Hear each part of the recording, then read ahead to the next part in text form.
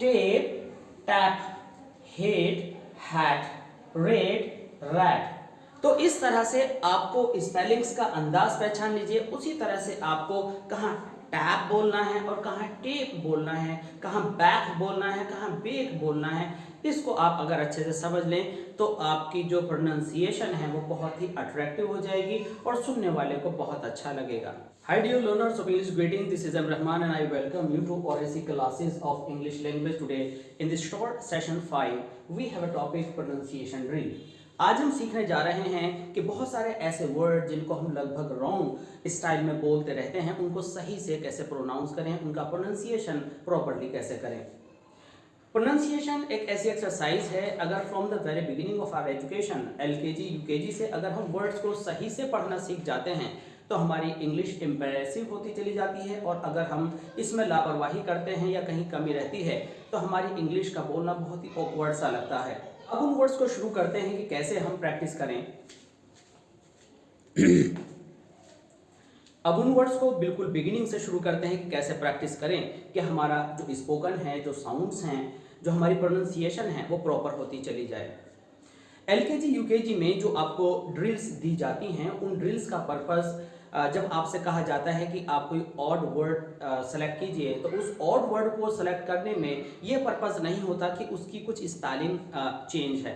Suppose करिए कि आपको ड्रिल के अंदर कुछ ये वर्ड्स दिए गए हैं और कुछ ये वर्ड्स दिए गए हैं, तो जब आपको BAKE, SAKE, TAPE इस तरह के साउंड्स में अगर आपको विदाउट ई वाला कोई वर्ड दे दिया जाए तो आप सोचते हैं कि इसमें ई नहीं दिया गया है, वावल नहीं दिया गया है, तो ये जो है आपका ऑड वर्ड हो गया, जबकि ऐसा नहीं है।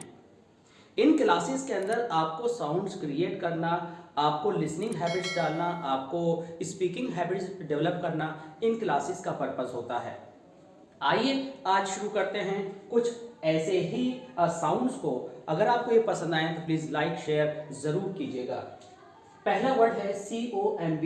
हम इसको अननोइंगली बोल जाते हैं कॉम्ब।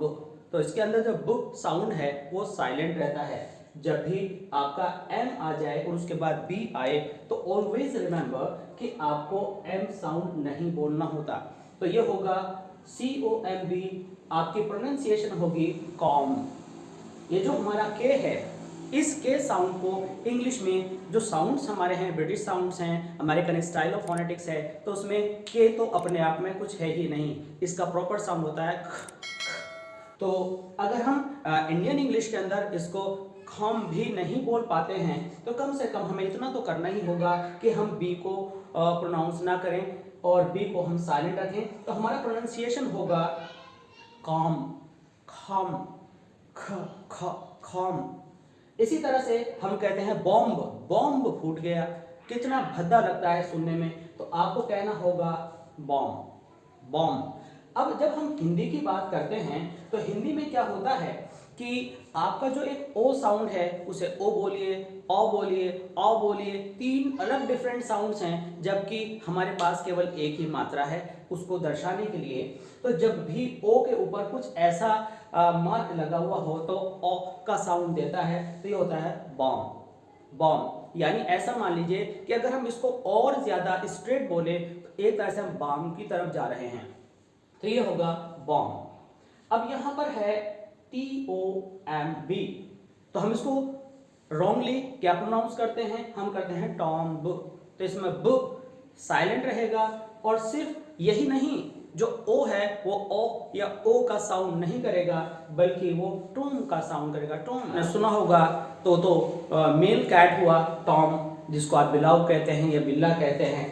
तो यहाँ पर आपको कहना होगा इसको टॉम, यानी आपको इस डबल ओ वाले साउंड को एकदम ऊ ना करके आपको बोलना होगा टॉम। WOMB हम इसको गलत प्रोनाउंस करते हैं वोम्ब कहकर, वोम्ब। इसको वोम्ब नहीं, इसको बोला जाता है वूम, इसको बोला जाएगा वूम। अब ये हमारा वर्ड है जिसको हम रॉन्गली प्रोनाउंस करते हैं एप्लॉन्ग, यानी प साउंड भी बहुत क्लियर देते हैं, फिर लास्ट में ब साउंड भी क्लियर देते हैं, जबकि हमारा जो प्रोनाउंसिएशन होगा हम इस ए को अ कहकर अलग तोड़ेंगे। ये अमेरिकन स्टाइल है, तो आप कहेंगे अप्लम, अप्लम। तो ये जो आ है ये पी के साथ नहीं, हम जनरली क्या करते हैं, हम बोलते हैं एप लॉम्ब, एप लॉम्ब। हमने इस वाले सिलेबल का पहला पार्ट पहले वाले सिलेबल में जोड़ दिया। सिलेबल किसे कहते हैं, पार्ट्स को कहते हैं। तो आपको अलग करना पड़ेगा, अप्लॉम एक साथ आएगा, तो आप क्या बोलेंगे, अप्लॉम। तो ये क्या हुआ, ये हुआ कॉम, इसमें आप W है तो कॉम बॉम। देखिए इसमें औ का साउंड जा रहा है, इसमें औ का साउंड आ रहा है, calm balm tomb womb aplomb, aplomb. P का जो साउंड होता है फोनेटिक्स में, that is it is known as aspirated sound, तो अप्लॉम, अप्लॉम। तो आई होप ये प्रोनाउंसिएशन समझ में आई होगी। दूसरी ड्रिल पर आते हैं। ये हमारा M है और ये L है। M से पहले L साइलेंट रहता है, CALM, it's not column, it's खाम। C का साउंड K पर गया, K को K नहीं बोलते हैं, तो ये हुआ खाम, CALM खाम। अगर हम इस ब्रिटिश स्टाइल को, इस ब्रिटिश एक्सेंट को कॉपी नहीं करते हैं, तो हम अगर के भी बोलते हैं तो हमें एल साइलेंट रखना पड़ेगा, इसे एल नहीं। अब देखिए एल को लेकर भी कई सारे साउंड्स मैं आपको बताऊंगा, एक है एल, एक है एल और एक है आल, एल अल। ये जो आपका पोर्शन है इसमें ऐसा जैसे कि अंदर एयर गई, आल आल, तो क्या हो गया, काम, BAM बाम।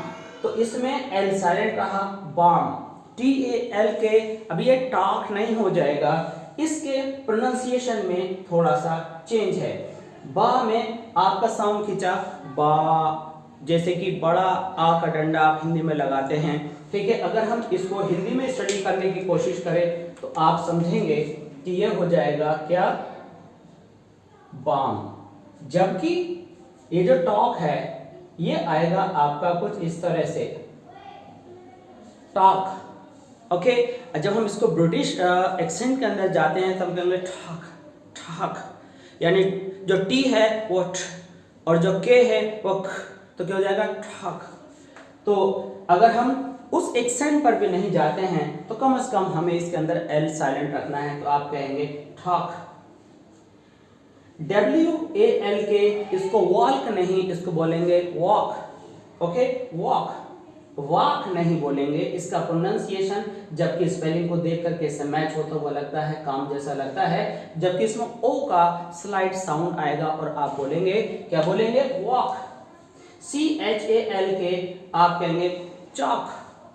अब यहां पर देखिए चौक, इसमें हल्का सा ओ का साउंड आएगा, आप कहेंगे चौक, walk, talk, balm, calm. Now let's move on to the next drill. अब हम यहाँ देख रहे हैं एक जैसे लगने वाले दो वर्ड्स हैं, यहाँ पर ई नहीं है, यहाँ पर वावल ई है। जब हम इसको बोलते हैं तो हम दोनों को ही लगभग एक जैसा बोलते हैं, बेक बेक या बैक बैक, दोनों ही गलत हैं। अब अगर हम हिंदी में देखें तो एक ही मात्रा बैक में भी आ रही है, बैक में भी आ रही है और बेक में भी आ रही है। अब कहीं तो हमने बिल्कुल स्क्वीज हुए, हम बिल्कुल सीख गए बेक, एक हुआ बैक। तो बैक करने में जो आपका साउंड है वो कुछ इस तरह से आपका मुंह खुलता है, बैक। और ये जो बेक है इसमें आपका साउंड कुछ इस तरह से जाता है, जिससे कि आप बिल्कुल स्क्वीज होते जाते हैं, बेक, ओके। तो ई वावल आने पर आपका साउंड होगा बेक, SAKE, सेक, TAPE, tape, HATE, hate, RATE, rate. अब इसमें से ई हमने रिमूव किया, हमने बोला BACK, तो C के आते ही आप कहेंगे बैक, SACK सेक, TAP tap. Now just differentiate between them, tape, tap, hate, hat, rate, rat, rat। शुरू में आपको ये थोड़ा सा रिडिकुलस लग सकता है, हास्यास्पद लग सकता है, मजाहिया लग सकता है, आपको इस सब पर नहीं जाना। If you just want to get yourself changed, then you will have to go through them. तो आइए एक बार फिर इनकी प्रैक्टिस कर लेते हैं। कम, बॉम, टोम, वूम, अहराम, खाम, बाम, ठाक, चौक, bake, back, shake, sack. In the same way, tape, tap, head, hat, red, rat. तो इस तरह से आपको स्पेलिंग्स का अंदाज पहचान लीजिए। उसी तरह से आपको कहाँ टैप बोलना है और कहाँ टेप बोलना है, कहाँ बैक बोलना है, कहाँ बेक बोलना है।